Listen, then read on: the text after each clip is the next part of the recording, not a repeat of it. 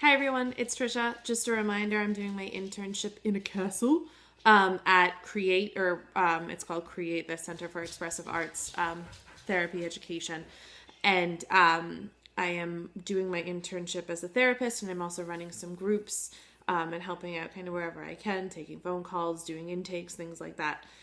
It's going really well. I've got a couple of solid clients, and I have a couple of intakes. The director, Stephen Durast, says that when you're an intern, and even when you become a kind of full-fledged clinician, you'll start to get about like 6 or 7 intakes possibly a week, and maybe 2 to 3 of those will show up, or 4 or 5, and then of those 2 to 3 will continue to come.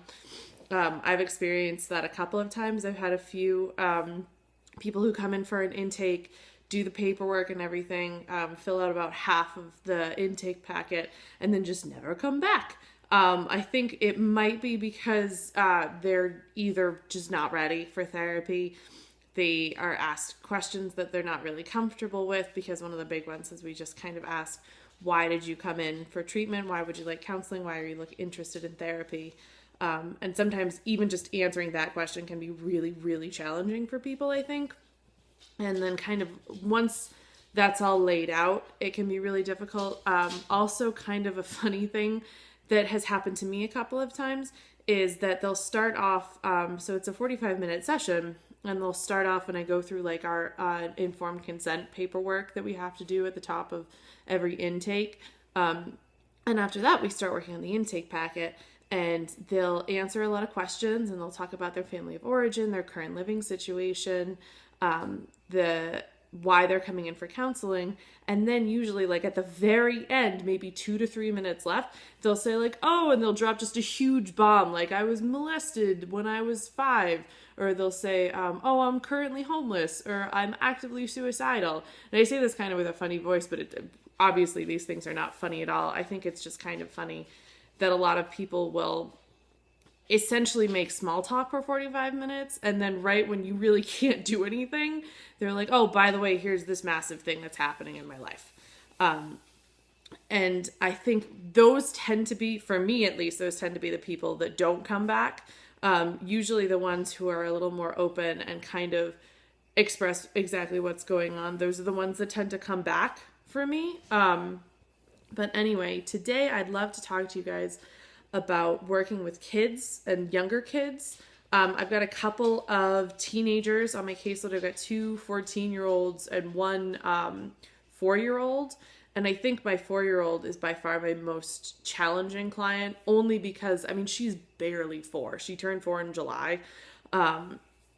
And she is just, I mean, she bounces off the wall. And I was talking to my supervisor that like 5 minutes of therapeutic interaction with her, and I call it a good session, because she just can't like physically sit still for any amount of time. She can't get stuff. She can't comprehend like playing board games. Everything is just like a touch too high for her. Like it's just a touch like above her intellect ability. And that's nothing, not to say that she's disabled or anything. It's just like games that are just a year too old for her.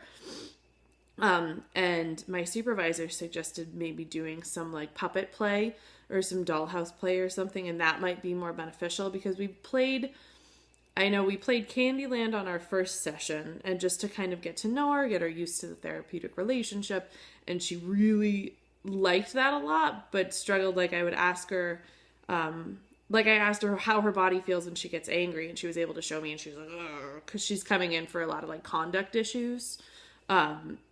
And then I was like, how does it feel when your body is happy? And she like got all big and smiled, which was great.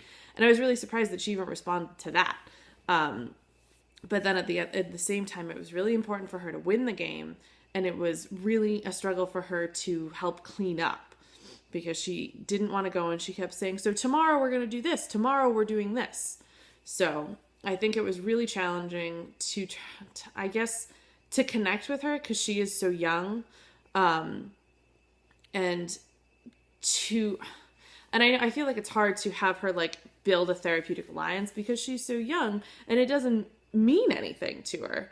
So, but I'm hoping that our relationship will kind of keep growing and get better as we keep working together. It looks like I'm just about out of time. So my question this week is, has anyone A, worked with very, very young kids in kind of a therapy type setting, and B, what suggestions, I guess, if any, would you have to build that relationship and also help them have some therapeutic connection? I'd love to hear what you guys have to say and your experiences.